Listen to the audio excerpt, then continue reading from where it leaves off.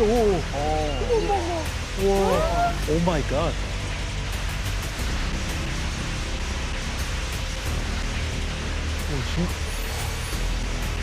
7.3이 저 정도면 새벽에.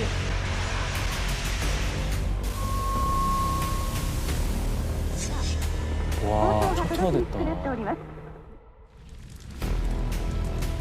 전쟁 일어난 것처럼 좋겠네.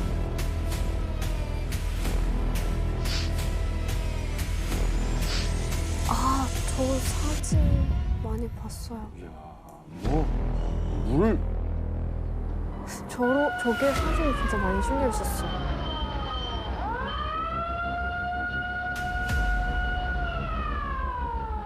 와. 그래서 인명피해도 진짜 많았겠다. 모르겠네요. 네, 정말 무섭죠. 보기만 해도 무섭죠. 땅이 여기저기 갈라져서 뭐 고층 빌딩들이 붕괴가 됐고요. 고베와 오사카를 잇는 한신 고속도로의 철근이 뭐 부러지듯이 꺾여버리고 말았습니다. 단 20초 동안에 일어난 지진인데 이걸로 뭐 도로와 건물이 순식간에 파괴되면서 6,434명의 사망자가 발생했고요. 43,792명의 부상자가 또 발생을 했습니다. 전쟁과 같네요, 거의. 네. 그리고 또 옛날 목조 주택이 많은 곳이었는데 거기에서 이 지진으로 10만 채가 넘는 주택이 파괴가 됐고요. 또 지진이 발생하면은 의외로 또 화재가 발생을 해요. 그래서 이 화재로 많은 사상자가 발생을 했고요. 이곳이 지진으로 무너지면서 고베항의 항만 시설 대부분이 파괴되죠. 그래서 이 지진으로 도산한 기업이 한 달 반 동안에 22곳 도산을 했고요. 또 1997년 말까지 3년간 약 394건에 달하는 기업 도산이 있었습니다. 그런데 이 대지진의 여파가 여기에서 또 끝이 아니었어요. 고베에서 큰 지진이 나니까 피해 복구를 위해서 돈이 필요하죠. 그 돈들을 외국에서 들여오면서 다시 또 외국에서 달러가 일본으로 들어오니까 엔화가 또 비싸졌죠. 지금 그렇지 않아도 일본 경제가 힘든데 수출이라도 많이 해야 되는데 또 일시적인 엔고 현상까지 발생하고. 설상가상이네. 네, 그렇습니다. 그래서 일본 은행에서는 더 금리를 낮췄어요. 네, 아까 1.75%까지였는데 또 0.5%까지. 0.5%요? 거의 제로. 거의 없는 네, 거네요. 0.5%까지. 기록은. 네. 하지만 0.5%까지 금리를 낮췄는데도 기업들이 힘들었어요. 왜 그랬을까요? 왜 힘들었을까요? 기업들은 왜 살아나지 못했을까요? 돈을 사람들이 안 쓰니까. 돈을 빌릴 수 있어도. 네. 내수 경기가 좋지 않으니까 일단 기업들도 힘들었고요. 그런데 거기에다가 기업도 많이 돈을 빌린 거예요. 빌려가지고 부동산이나 주식에 투자를 한 거예요.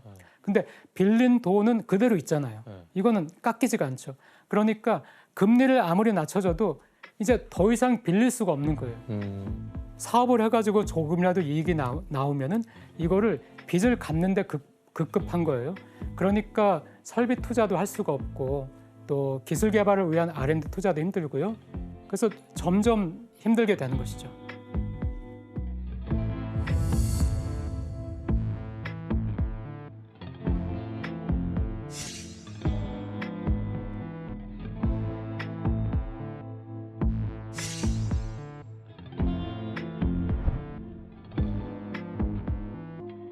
그리고 또 한신 아워지 대지진 2년 후에는 또 다른 위기가 왔는데요.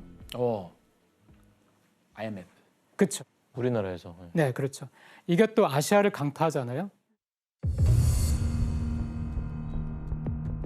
홍콩 증시 폭락 등 동남아 금융 위기의 파문으로 다시 흔들리고 있습니다. 외국인 투자자들이 연일 주식을 내다 팔면서 주가가 곤두박질치고 있습니다. 단 10분 만에 20포인트 가까이 떨어진 주가는 개장과 동시에 폭락하고 있습니다. 실제로 외국인들은 우리 증시에서 지난달 3천억 원어치의 주식을 판 데 이어 이달 들어서도 오늘까지 5,800억 원어치를 팔았습니다. 미국으로부터 시작된 통화 위기가 필리핀과 인도네시아 아시아를 강타한 그 외환 위기가 발생하니까 이것도 역시 일본 기업들에게 안 좋은 일이죠. 가장 충격적인 소식은 일본 4대 증권사 중 하나인 야마이치 증권이 폐업을 결정합니다. 証券の一角を占めていた山一証券は事実上倒産し100年の歴史の幕を閉じることになります。私らが悪いんです。社員は悪くございません。一人でも二人でも皆さんが力を貸していただいて再就職できるように。 차진배요.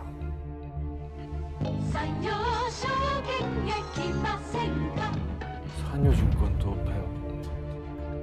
타산한 홋카이도 다쿠쇼쿠 은행은 1900년에 설립돼서 지난 1세기 동안 홋카이도 경제를 뒷받침해온 굴제 은행입니다. 일본에서 전국 규모의 은행이 무너진 것은 사상 처음입니다. 北海道の歴史そのものですので、本当に悲しく残念に思ってます。町銀のように潰さずに置いてほしかったんですよね。どうしてそれできなかったんでしょうね。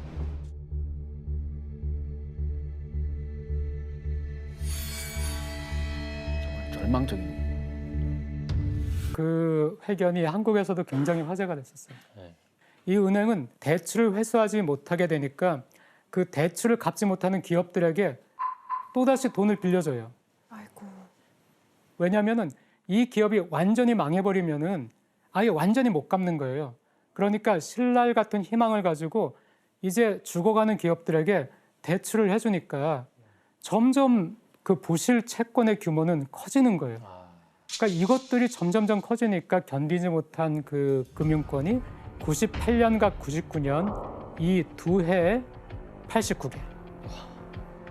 그래가지고 1990년부터 2000년까지 10년이죠.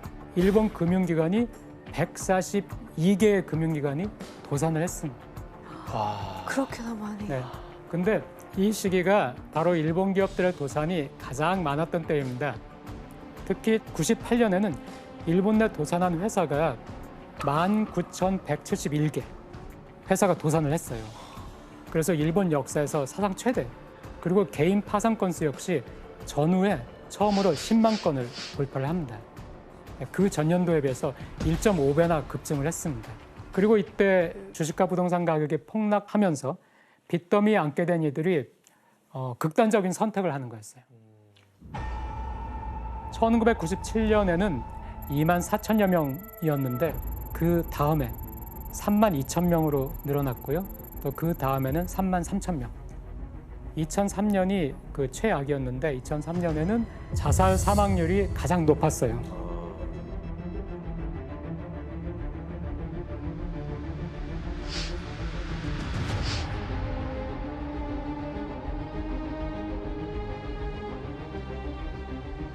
우리 그 아빠가 일본 회사에서 일하셨거든요. 네. 그래서 거기 동료들한테 듣기로는 전철 타면서 그 갑자기 안내 방송 뭐 운행이 중단되었으니 인명 피해 때문에 네. 잠깐 뭐 기다려 주세요 얘기하더라고요. 투신 지하철에. 그런데 문제가 이것뿐만이 아니었습니다. 혼란해진 사회 분위기 속에서 일본 소녀들의 원조 교제 문제까지 그 사회 전면에 드러나기 시작을 했습니다. 네, 그 당시에는 최신형 그 휴대폰이라든가 명품 가방 이런 것이 많이 유행을 했죠. 그 버블계 영향으로 그 유행이 남아 있었어요. 그러니까 그런 것 때문에 원조 규제까지 미디어를 많이 장식하던 때이기도 했습니다. 당시 일본은 경기 침체가 계속되면서 새로운 문제점들이 또 나타나고 있었습니다. 우리는 태어나서 계속 물가가 오르는 세계에 살고 있습니다. 근데 이때 일본에서는 물가가 떨어지는 거예요. 아, 그럼 기업들이 타격이 크겠네요. 그렇죠. 그래서 투자를 안 하게 되니까 일본 기업들의 경쟁력이 떨어지는 거예요. 하지만은 이때 또 미국에서는 그 당시를 생각해 보세요. 90년대. 미국에서는 새로운 IT 기업, 마이크로소프트, 뭐 애플, 아마존, 그렇죠. 이것들이 막 이제 크고 있었죠. 소니는 삼성과 LG가 시장을 잠식해 나가는데 계속 적자만 낸 거예요. TV 부문에서 소니가요. 이렇게 수익이 점점 감소하니까 기업의 생산도 고용도 위축될 수밖에 없죠. 그리고 직장인들은 고용이 불안하니까 다시 또 지갑을 닫게 되죠.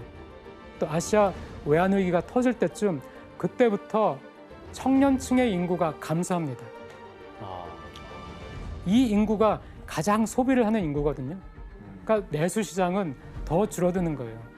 바로 저성장 저물가의 디플레이션 시대가 시작이 된 겁니다.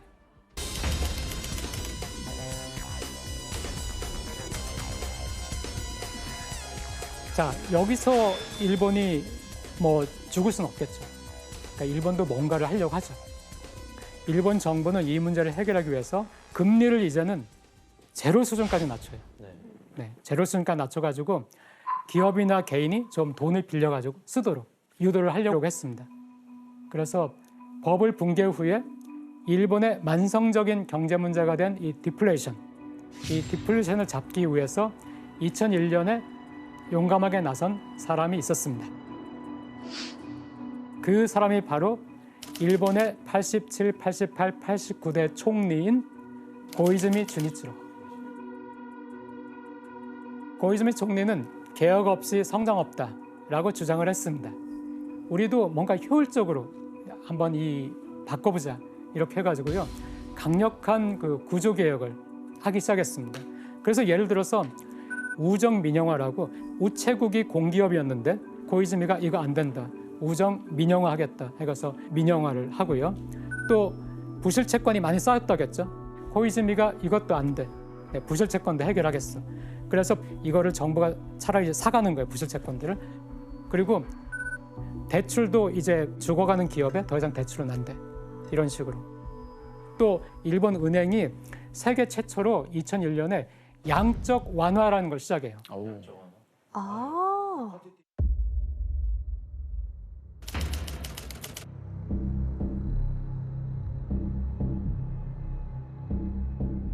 그 돈을 시중에 많이 풀었다는 얘기죠. 네, 그렇습니다.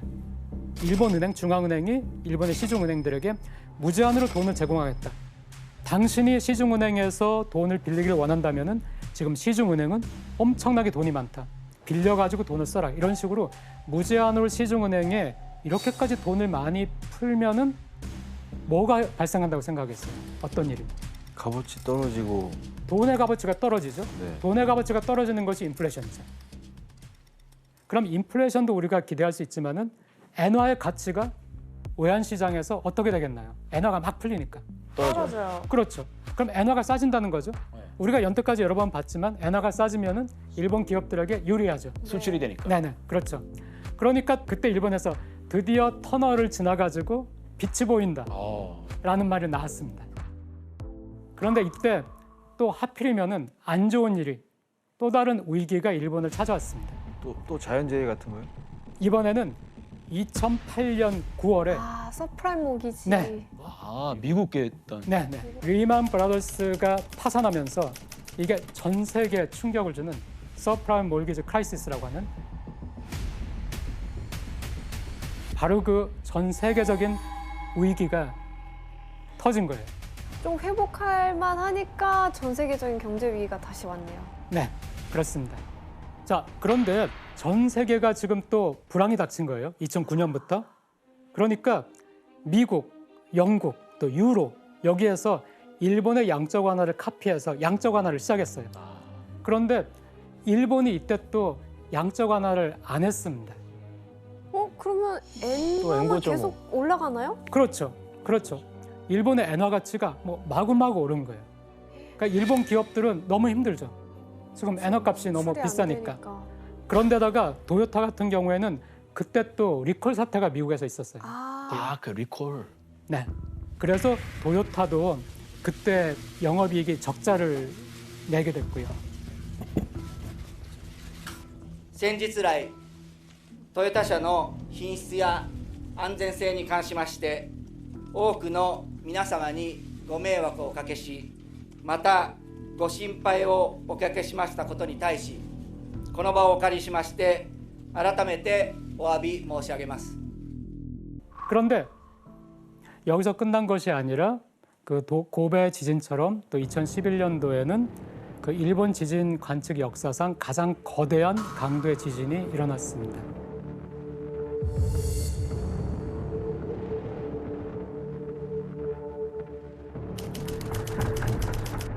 그때보다 더 큰 9.0이네? 이게 뭐야?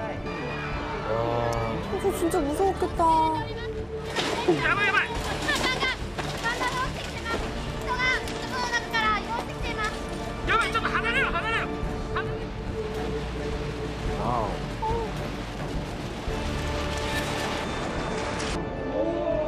이 쓰나미였잖아요.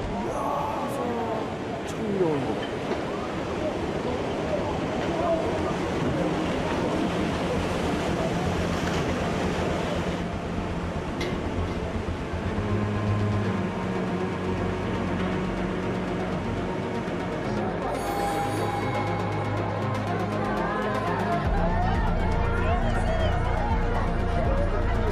고쳐 굉장히 보래.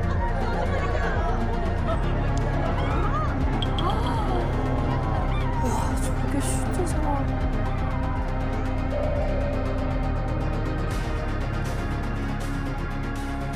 거대한 쓰나미 동반하면서 뭐 하루아침에 마을 전체가 사라지는 이런 일이 있었고요.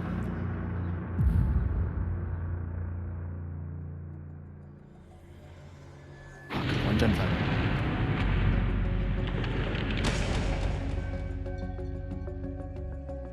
그 후쿠시마에 있는 원전기 1, 2, 3, 4, 5기에서 폭발 사고까지 발생하죠. 와, 저건 진짜 재앙이죠. 그렇죠. 네. 최근 일이라서 기억이 많이 나요. 대학교 1학년 때 일본 여행 가려고 딱 했다가 저 때 원전 폭발하고 그래서 다 취소하고 그랬었거든요. 네. 저는 그 당시 아사히신문에 있어서 피해 지역도 취재하러 다녔었는데 이건 뭐 나라가 망하는 거 아닌가 싶을 정도로 정말 그렇게 생각 들었을 것 같아요. 네, 네. 그러니까 일본 사회가 뭐 그때 굉장히 큰 충격을 받았습니다. 그러면 이제 그 타격은 어느 정도 되는 거죠? 이 불황에서? 특히 이 지진으로 전력시설, 뭐 철도, 도로, 뭐 이런 주요 기관 시설이 파괴되면서 물류 운송도 차질을 빚게 된 거예요. 그리고 지진의 여파로 인해서 근처에서 그 공장을 가동 중인 그 도시바나, 소니나 파나소닉 이런 주요 전자 회사들도 생산 라인이 그 멈춘 거예요.